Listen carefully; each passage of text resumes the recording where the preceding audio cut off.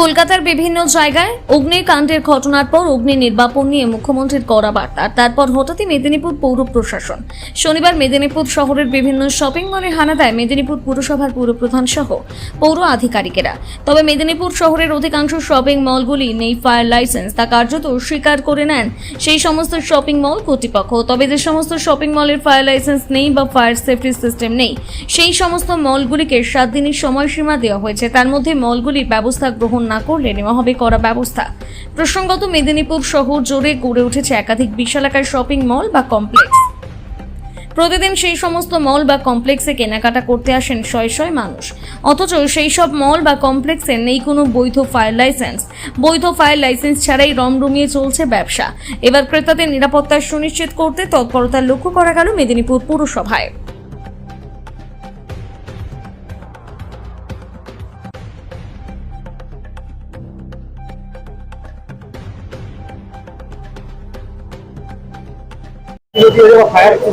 না, ওনাদের সমস্ত লাইসেন্স টাইসেন্স সব ঠিক আছে, শুধু ফায়ারের ব্যাপারে ওনাদের ল্যান্ড ওনারদের সাথে সমস্যা থাকার জন্য কেউ এনওসি দেয়নি, যার জন্য এটা সমস্যা হয়েছে।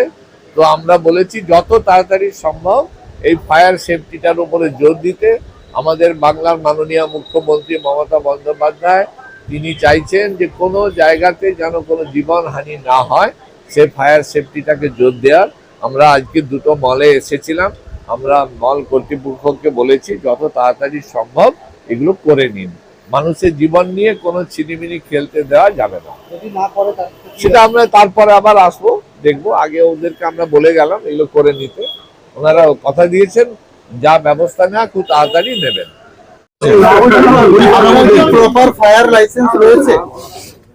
দেখুন, আমাদের ওটা অ্যাপ্লাই করা রয়েছে। কতদিন আগে অ্যাপ্লাই করেছেন?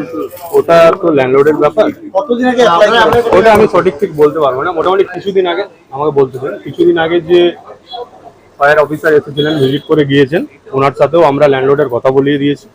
যত তাড়াতাড়ি সম্ভব, পৌরসভাও বললেন, স্যারও বললেন, চেয়ারম্যান স্যার, যত তাড়াতাড়ি সম্ভব আমরা চেষ্টা করছি ওটা আপডেট করে।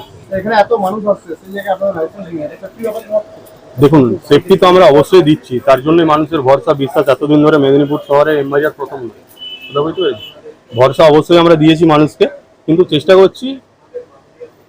ওটা তো খালি কেবলমাত্র একটা কাগজ। আপনার কাছে এই মুহূর্তে বৈধ ফায়ার লাইসেন্স নেই? অ্যাপ্লাই করা আছে,